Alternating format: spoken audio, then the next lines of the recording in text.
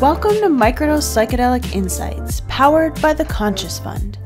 This is the Psychedelic Insider Series, fireside chats with industry leaders in the psychedelic space. All right. Hello, Ronan. How are you? I'm doing well today. How are you? I'm doing well. So I'm here with Ronan Levy, Executive Chairman and co-founder of Field Trip Health. Is that right? That's correct. All right. So I guess we should start with a congratulations on the NASDAQ listing. Thank you. It was a primary and central focus for us from the early days to get onto a US listing and to achieve it less than a year from our CSE listing in Canada was a great achievement. So we're quite pleased, quite proud of the team. It feels really good to be here. Yeah, I can imagine it's a big step and milestone for the company. And there was kind of like a leaderboard or an office pool of who is going to be the next to go on the NASDAQ. Yeah. And you guys, kind of quietly sprung up on us and surprised us. Oh yeah, who was ahead of us on the list? You were definitely up there, right, in the top handful of companies. Yeah. So yeah, it wasn't a huge surprise, but I guess you somewhat quiet about it. Wasn't as much of a pre-buzz, compared to the MindMed uplist. So, but it seems like kind of that's the company style, right? Slow and steady wins the race. Not too many bells and whistles. Slow and steady wins the race. It's not that we're opposed to bells and whistles. We just saw very firsthand how things can get out of hand in the cannabis industry, how valuations ran up. There was a lot of spend on IR promotions, like corporate awareness promotions to drive stock price. And certainly we saw the consequences of that in the cannabis industry. And we've also seen it being used pretty aggressively within the psychedelics industry, and everything was entirely legitimate. But it's not something that we want to get behind. We want to create value by creating value, not by creating advertisements that make it perceive like we're creating value. So it's just a very conscious choice about our tactics, about how we want it to be seen and perceived. And if you look at the companies in the cannabis industry who have generated the highest returns over the last 7 years, it was the sleepers. It was companies like Village Farms that most people have never heard of, but they've generated the best. If you invested in Village Farms over any other company, you would have more money today than you would if you had invested in any other company, even though Village Farms isn't as big as like the Canopy and stuff. So we like that style. They've created real value, and that's our focus. Yeah, that seems to kind of follow through in all of your work and the company's structure and style, which we can get into. And another thing, besides the fact that maybe you guys are a little bit more subdued in your approach, the thought occurred to me that there was such a buzz around the MindMed uplist for a variety of reasons, and the fact that you guys had great volume and there was price movement on the day of the uplist and so on, but it could be that it's less of a novelty now for a psychedelic firm to be making the jump, and which is maybe a good thing in the long run for the industry. It's gaining acceptance in Wall Street and the financial big leagues. So that was a thought that occurred to me as I was reading up on things. And what you think about that if psychedelics are gaining acceptance in that world. Yeah, I think there's definitely an excitement around psychedelics for sure. I think,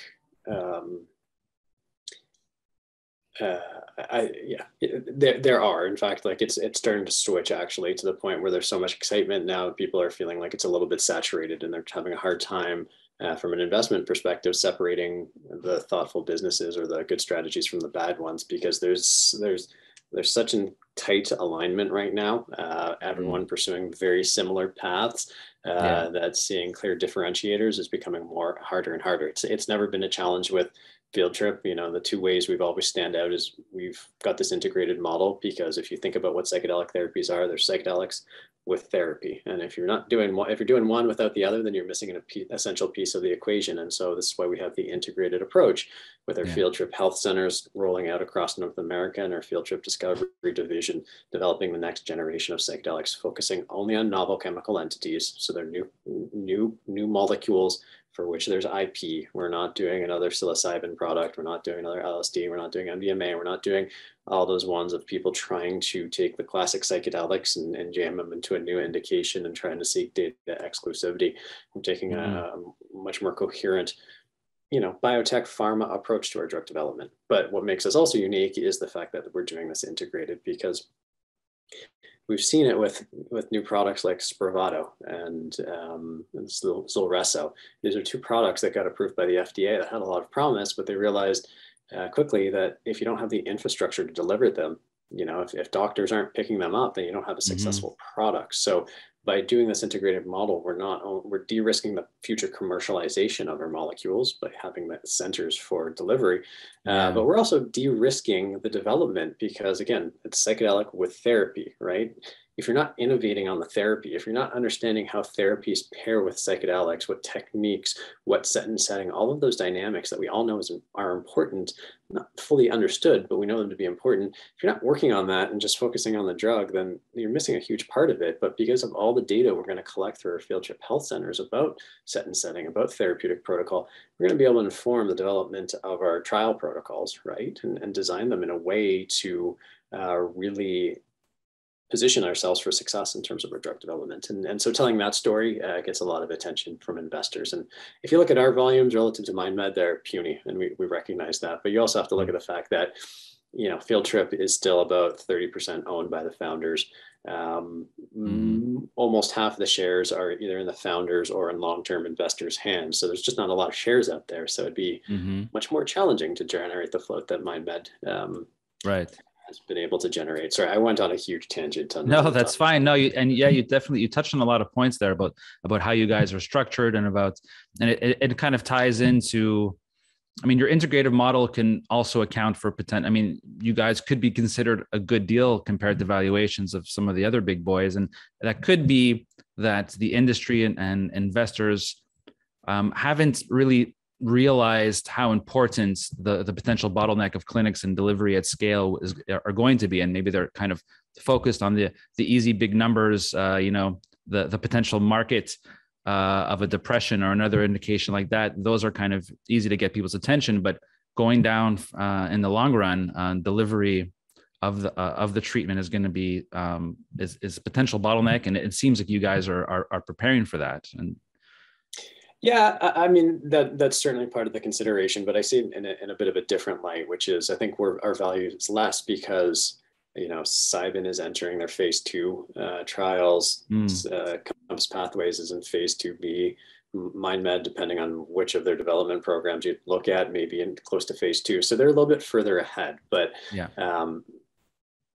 one of the mistakes I think a lot of people are making is that they're bringing a conventional biotech lens to, phase 2B for an exciting product and in this indication, it's worth X. But that's using biotech, that's using conventional pharma.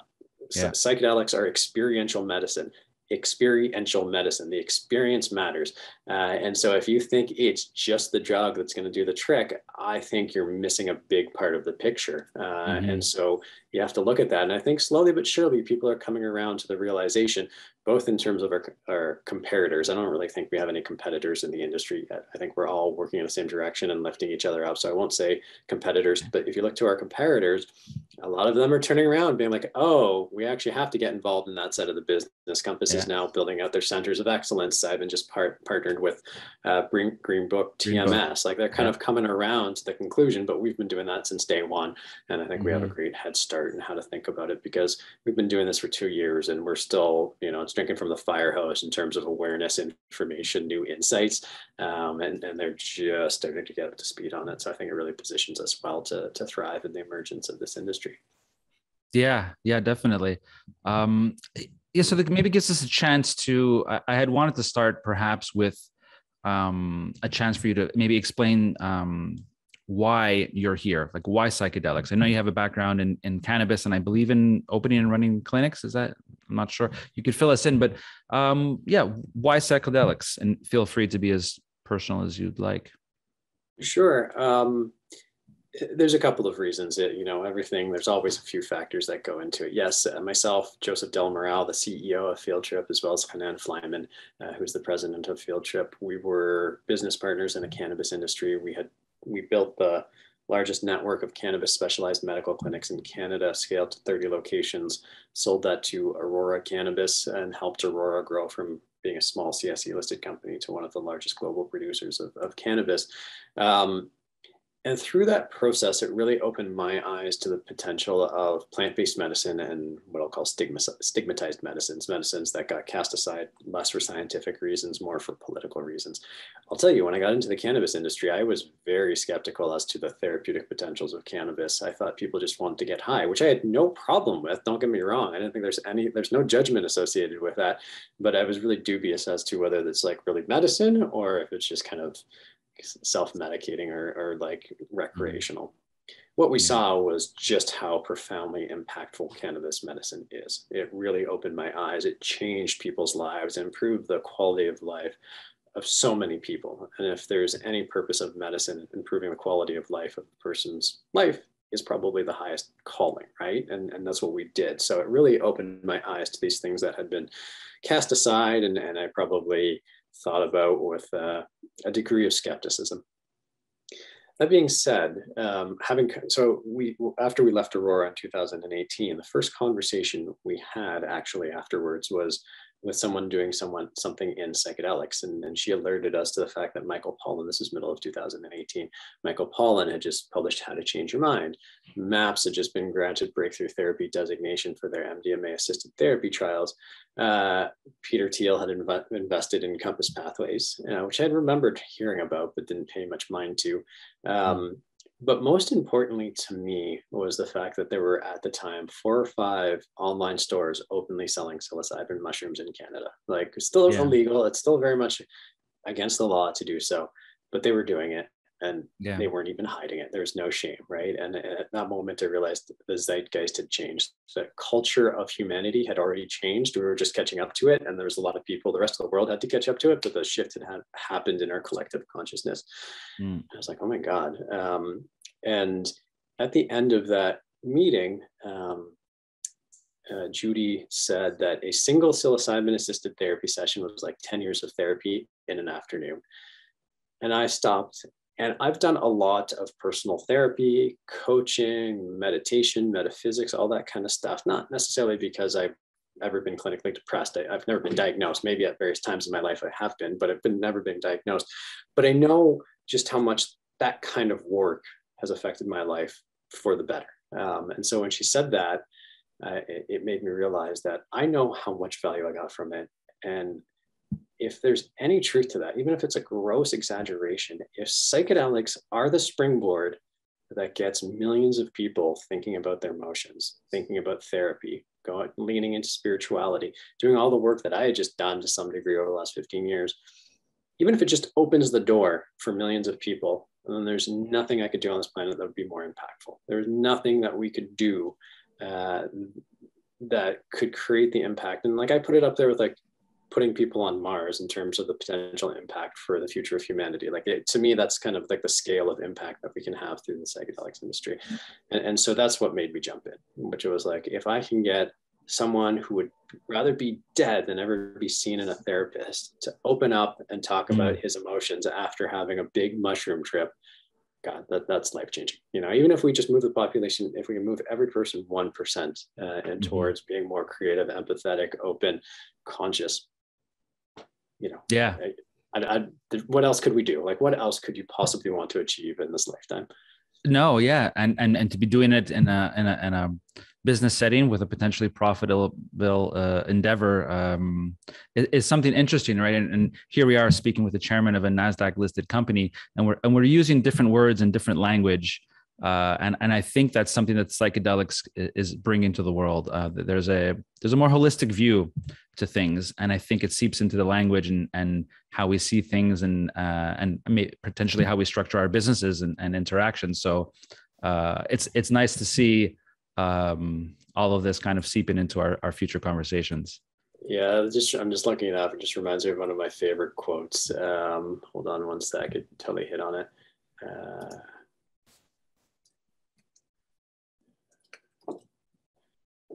expression was, it's from my favorite author, Tom Robbins. Yeah, he's great. It said, if civilization is ever going to be anything but a grandiose pratfall, anything more than a can of deodorizer in the shithouse of existence, then statements are going to have to concern themselves with magic and poetry. Bankers are going to have to concern themselves with magic and poetry. Time magazine is going to have to concern itself with magic and poetry. Factory workers and housewives are going to have to get their lives entangled in magic and poetry.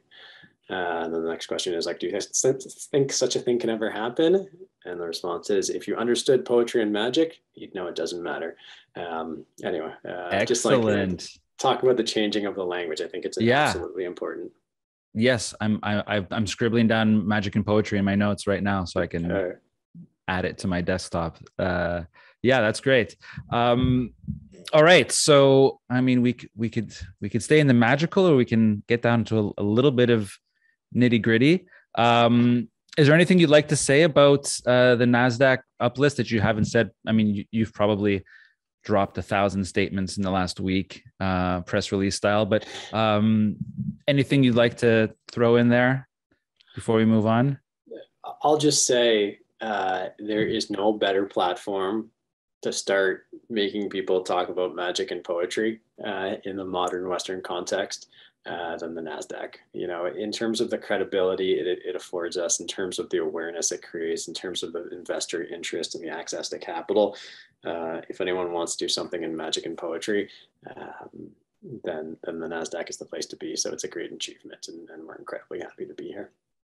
All right. Well said. So maybe like an elevator pitch of what Field Trip does. You touched it a bit in our little introductory conversation, but people who don't know Field Trip, if you had to give a 1-minute elevator pitch. Yeah, so Field Trip is an integrated psychedelics company focused both on developing the next generation of psychedelic molecules. Not that there's anything negative to say about MDMA and psilocybin. They're fantastic molecules, and they're going to do and create incredible impact for our planet. But doesn't mean we can't get better. It doesn't mean we can't be more precise, more tailored, safer, easier to access. Shorter acting, longer. Like we can just there's an infinite number of things we can do by applying our mind to how we improve on psychedelic molecules. So that's the work we're doing with Field Trip Discovery and the R&D side. On the other side, Field Trip Health is building up the clinical infrastructure to actually develop these therapies. And as we touched on from the get-go, we think there's a lot of synergies doing these hand in hand in terms of creating scale, creating access, creating success of our development programs. So that's what Field Trip is in a nutshell. Yeah. So a really like a two-pronged approach. Yeah, a two-pronged but integrated approach. There's a lot of virtuous benefits that come from doing these things in parallel. Yeah, and there's also a digital side as well. That's correct. So we started an app called Trip because we recognized that psychedelics in its early days would just be medical. The legal applications would be medical, and what we could do in this context would only be medical. But that's unfortunate because there's a lot of people who don't necessarily meet medical diagnoses that can still benefit incredibly from psychedelic therapies. And we also recognize that culturally, decriminalization was happening, legalization was happening, and there's going to be a whole lot of people experimenting with psychedelics and other consciousness expansion techniques, kind of just winging it without any guidance, without any structure, without any information. So we thought it'd be a great opportunity to take all the knowledge and protocols and practices we've built for our in-clinic patient experience and make them available to anybody who's on any kind of self-guided journey at this point. So that's our app Trip. It's got incredible feedback, incredible reviews.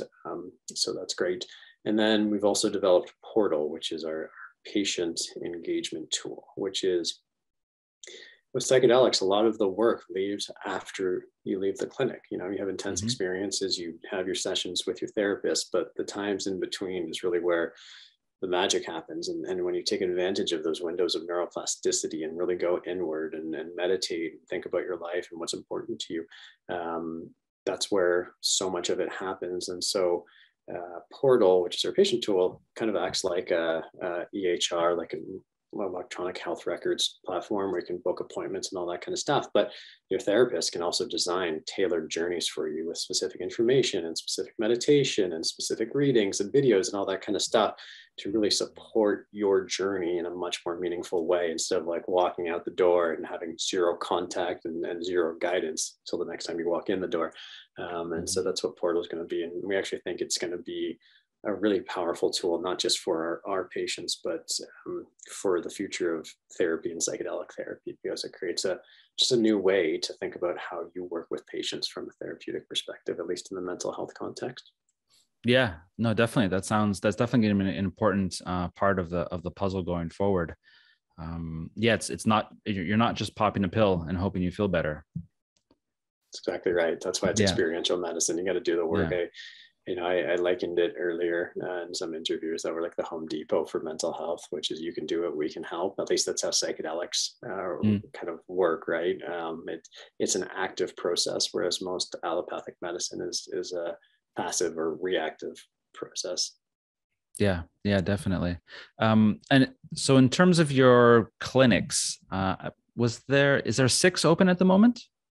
There are 7 open in the moment. Toronto, New York, LA, Chicago, Houston, and Atlanta are providing ketamine-assisted therapy in North America, which is legal and prescribable. And then our 7th location is actually in the Netherlands, in Amsterdam. It's a beautiful location overlooking the river. And it's providing programs with psilocybin truffles. I think technically I'm supposed to say truffles containing psilocybin. I don't know why that matters, but apparently it matters. Yeah. And then we're in the process of opening up in Seattle, Washington, Fredericton, New Brunswick. Those will be the next 2 to open. And then San Diego, California, San Carlos, which is in the heart of Silicon Valley, just outside of San Jose, Washington, D.C., Austin, Miami, Scottsdale, Arizona. I think we have signed a lease in Connecticut. So we'll be at 20 locations before the end of the year, either operating or substantially constructed before the end of the year. Before the end of the year. So those are signed deals. Signed, sealed, delivered. I'm yours. Yeah, they're all in various states of development. Okay, that's a great number to be at so early in the game. Yeah, and it's just getting started for sure. But what's nice is what now that we've hit the scale of about 20 locations and have our operations going pretty smoothly, we can really lean into that research side of things, right? And when you only have a couple of clinics, you're not seeing enough patients or creating enough data to really start to draw meaningful insights or make meaningful conclusions about what matters in terms of setting and therapy. Now that we'll be at 20 locations and seeing a large number of patients coming through on the regular, we'll start collecting much more data, and we can get a lot more interesting in terms of what we can do with that data, and then structuring research initiatives and all that kind of stuff through our clinics. So it's a good place to be. Right. So eventually, with the game plan of incorporating other compounds once they become available for prescription. Absolutely. So our clinics are always going to be molecule agnostic. Ketamine, MDMA, psilocybin, LSD, DMT, FT104, all our molecule, all fantastic, and then ultimately the decision of which molecule, which therapy is appropriate, something to be determined between you and the doctor, our physicians who are overseeing the whole process. But yeah, we're going to be agnostic. We just feel, with FT104, given that its characteristics have a couple of preferences relative to some of the classics, it'll be amongst the most successful, not necessarily because we're trying to jam it down the throats of patients, but because we think it's just a preferred option in many ways. Mm-hmm. Yeah. So a lot of interesting questions there. I guess, so at the moment, your experience with ketamine, you'll be gathering data that'll be kind of allowing you to have a general perspective on how you can fix that set and setting, experiential things. At the moment, maybe in your Netherlands location, you'll be able to start gathering data on psilocybin experiences. So I guess as you go, you'll be getting more and more data on a variety of different treatments. That's exactly right. There's a lot of work happening right now on how do we architect the data so we can collect it as efficiently as possible and utilize the data. It's one thing to say there's a lot of data there. There's another thing to actually structure it and architect it so you can really run thoughtful regressions on it or analysis on it. So that's a source of active work right now. Got it. And I think I heard another interview where you mentioned like potential ways to have it more accessible price-wise for people going forward in these clinical settings. Obviously, getting it covered by insurance is going to be a big thing. Another thing I thought I heard mentioned was group therapy. If you want to mention briefly on how we can get this to be as accessible to the largest amount of people. Yeah, it's one of the biggest challenges in the psychedelics industry, which is psychedelic experiences tend to be a long time, an hour to many hours, for which you need a doctor, potentially a therapist, maybe two therapists, other staff, space. You can understand how the cost structure around psychedelic therapies adds up really quickly. And so one of the big challenges is how do you make this accessible, particularly for people in marginalized community. Now, this conversation tends to get dominated by the US because the US healthcare system is complex, to say the least. Whereas in most other countries globally, there is universal healthcare that's accessible. So it's less of a conversation there. It's still relevant, but it's less of a conversation. But for the US in particular, I think everyone's trying to find ways to innovate to make this much more accessible. So group therapy is a great way to do it because, not only do you get the benefits of the psychedelic sessions, sharing your experiences actually seems to be very therapeutic. And there's been anecdote. Go ahead. Yeah, so there's been, I believe, a recent study saying that a kind of group setting can enhance results. That's exactly right. So we're seeing that anecdotally too in our clinics. People are reporting they have better experiences in a group setting because they share and they can derive awareness from other people's insights. Group is one thing that we're working on. Our technology and our tools are in other ways, which is, can we minimize the amount of time that the high cost, high value participants have to be involved? So can we shorten the amount of time that you have to be with a psychiatrist? Can we enable the therapist to, be with multiple people at the same time without affecting the experience?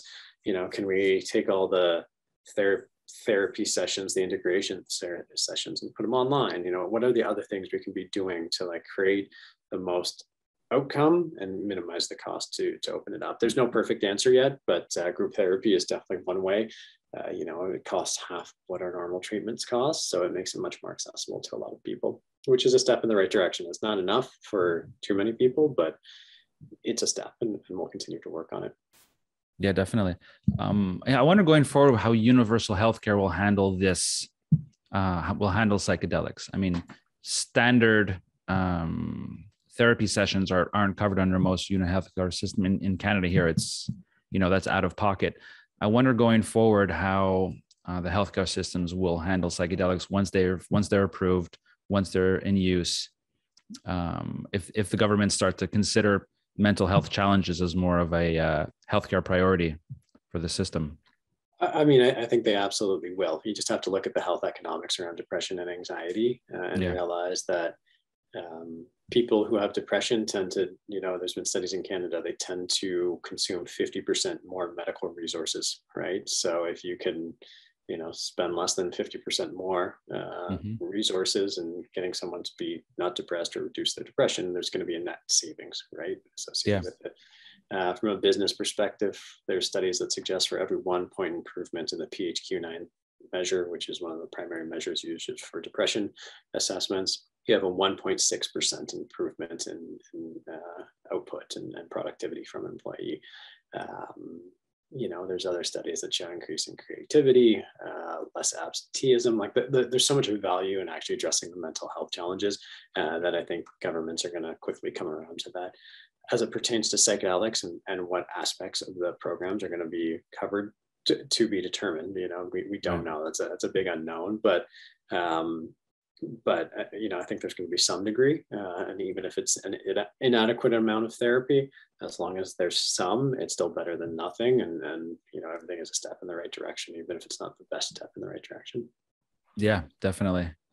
All right. So to be continued on that, I guess switching gears to your drug development. So it's FT104.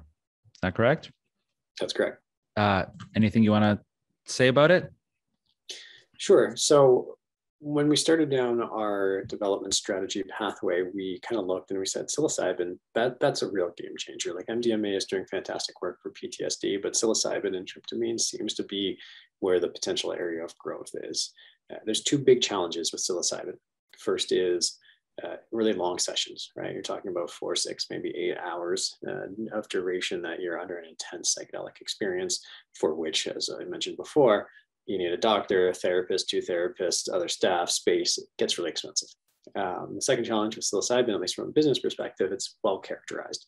We've known about psilocybin for 50 years. There's not a whole lot of innovation specifically on psilocybin that can be achieved. So to generate an ROI on a generic molecule, for lack of a better term, is going to be hard if you're spending $200 million to run it through phase 3 clinical trials.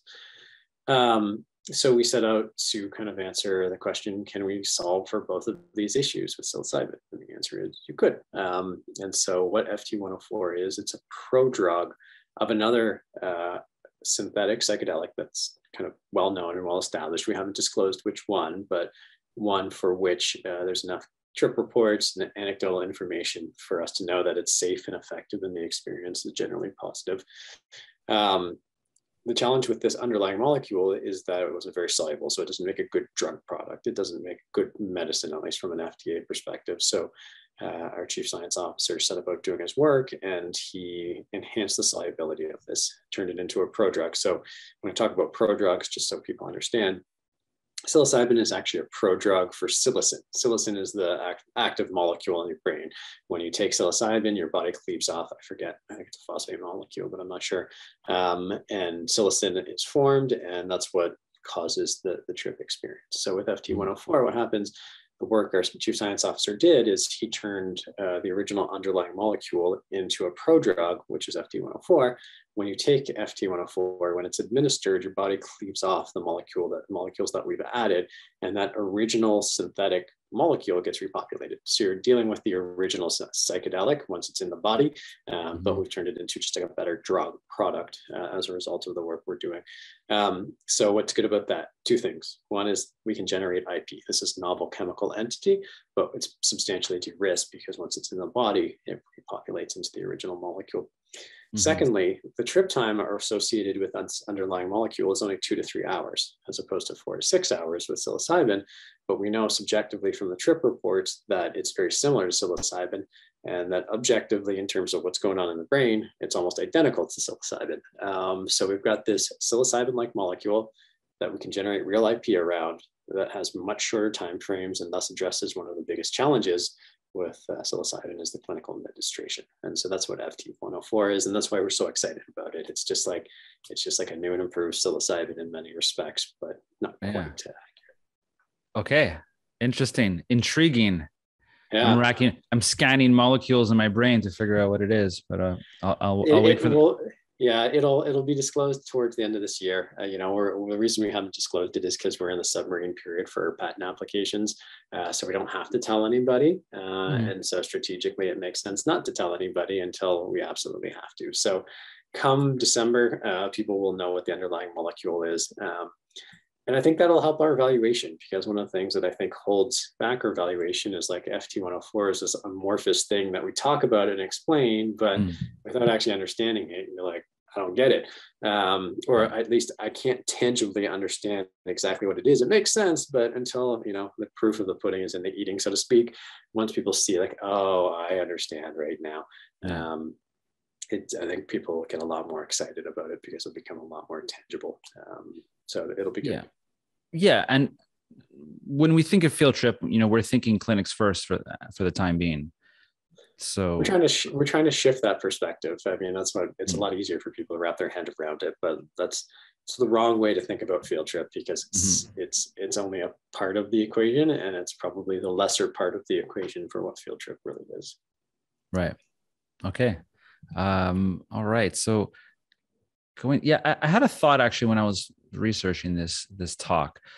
Do you think drug approval going forward would ever come with therapy, psychedelic assisted therapy, as a condition of the using of the drug, considering how important the therapy is to psychedelics. It's not like anything else.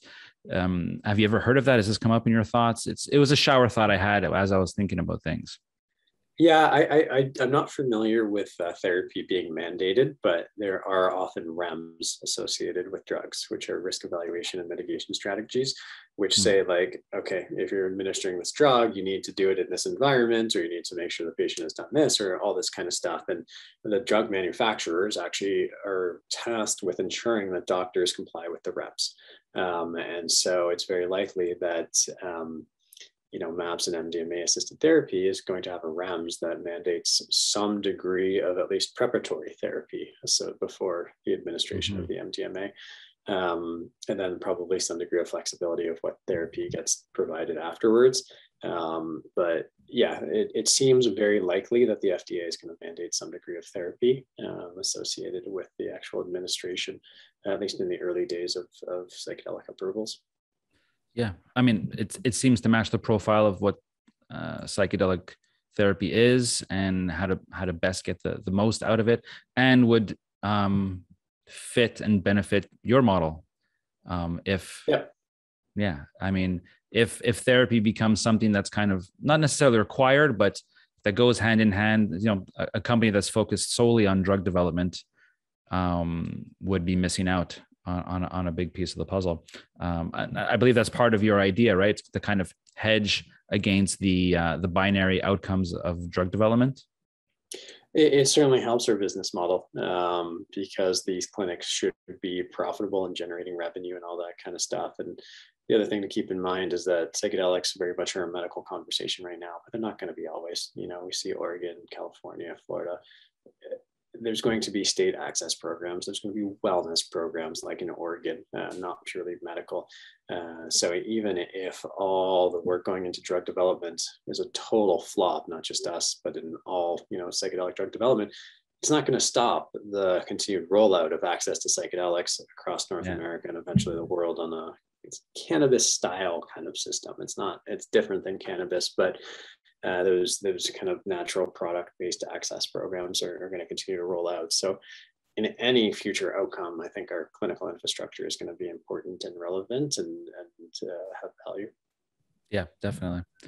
And yeah, I mean, I guess switching to a little brief financial discussion. I mean, you're one of the only companies that's generating significant revenue. And if you get up to 20 clinics by the end of the year, that's going to be some real revenue there. So you're already showing that. Anything you want to say about the company's financial situation or the capital market situation? Anything? I'm sorry, my internet dropped out on me for a minute. So I heard you were one of the few companies generating any meaningful revenue, and then I didn't hear anything else. So okay, sorry, yeah. At the moment, you're the only one of the only. And it's going to increase considerably as you open more clinics. So that puts you in a potentially nice financial situation going forward. Investors will like to see that, especially as your revenue increases. I believe your last financial highlights showed over 100 million in cash for the fiscal year end. Was that right?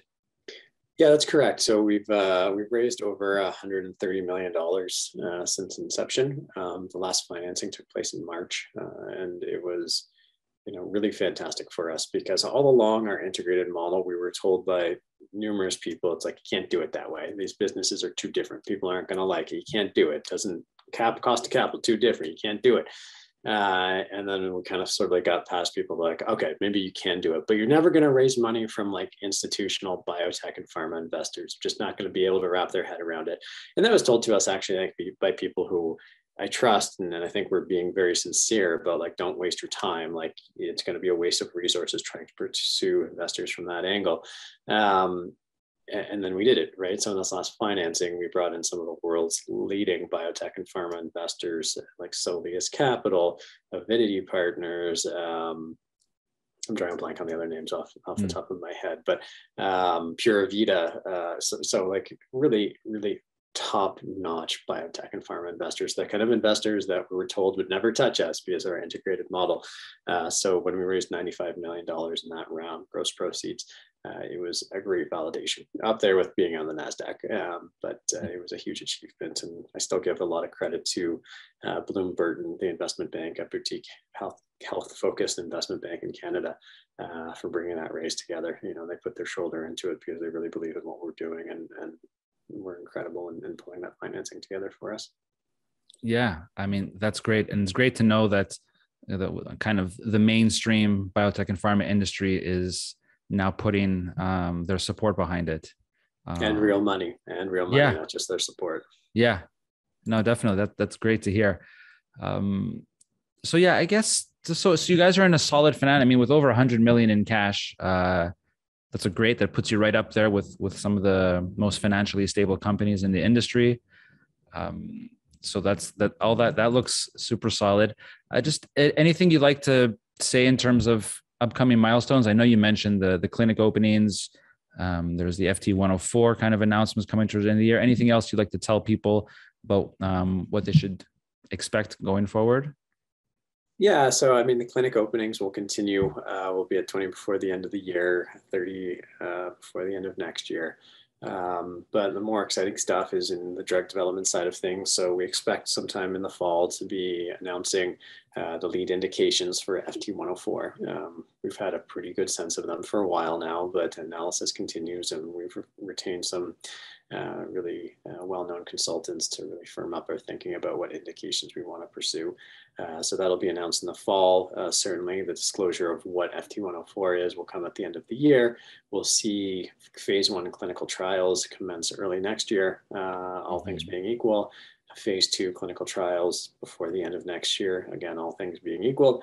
And then hopefully, we'll be in a position to announce at least one new development project, one new pipeline molecule that we think is going to be interesting and differentiated from everything else that's happening in the industry right now. So those are the big milestones ahead for us. Okay, that would be great. I look forward to it, and Microdose will definitely be covering it as they come. You guys have been great friends all along, so we're grateful.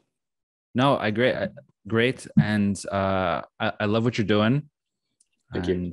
I love the sentiment and the language behind it. So I wish you guys luck, and let's check in soon, and we'll do this again. Sounds great. Thanks for your time, Jason. Really enjoyed the conversation. Thank you, Ronan. Let's talk again. All right. Thanks for joining the Psychedelic Insider series, brought to you by Microdose and the Conscious Fund. Visit our website at www.microdose.buzz.